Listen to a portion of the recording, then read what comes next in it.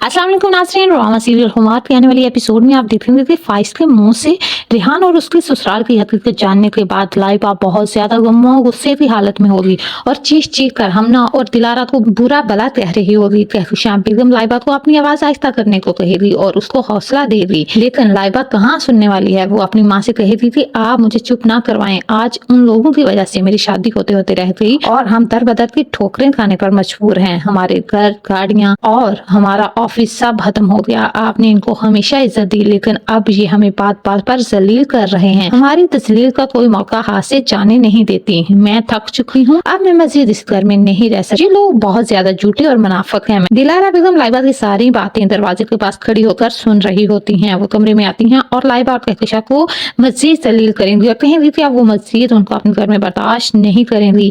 जब से वो लोग उसके घर में आए हैं, उसके घर का सुकून बर्बाद हो गया है। अब लाइबा से भी ये सारी बातें बर्दाश्त नहीं हो रही। वो मजीद इस घर में नहीं रहेगी। वो कहकशा से बात करेगी, लेकिन कहकशा उसे समझाएगी कि वो खुद इस घर में नहीं रहना चाहती, लेकिन जब तक फाइज की नौकरी नहीं लग जाती हमें इसी घर में रहना होगा। लेकिन अब लाइबा की बर्दाश्त से ये सब बाहर हो चुका है। वो रात के अंधेरे में कहकशा को बताए बगैर ही अपना सामान उठाएगी और घर से चली जाएगी। दूसरी तरफ फाइज बहुत ज्यादा परेशान होता है। एक तरफ तो उसे अपने घर की नीलामी ही नहीं भूल रही और दूसरी तरफ उसे नौकरी भी नहीं मिल रही। वो अपनी सोचों में गुम सड़क के बीचों बीच जा रहा होता है कि पीछे से आने वाली गाड़ी का उसे हॉर्न सुनाई ही नहीं देता और इस तरह गाड़ी के साथ उसकी टक्कर हो जाती है और वो हॉस्पिटल पहुंच जाता है। अगले ही सीन में आप देखेंगे कि मुदस्सर की माँ के इसरार पर हरीम मुदस्सर की माँ को मिलने जाती है। हरीम को देखकर मुदस्सर की माँ बहुत ज्यादा खुश होती है। उसे हरीम में अपनी बेटी नजर आती है। वो हरीम के साथ वो अपनी दिल की बातें शेयर करती है और कहती है कि किस तरह उसने अपनी जिद और अना में मुदस्सर की जिंदगी तबाह कर दी। मुदस्सर रोहा से प्यार करता था और मैं जो हर इंसान को अपने से कमतर और हकीर समझती थी, मुझ में बहुत ज्यादा गरूर था और मैंने अपनी इसी अना की वजह से अपने बेटे की जिंदगी तबाह कर दी और अब यही मेरे लिए सबसे बड़ी सजा है।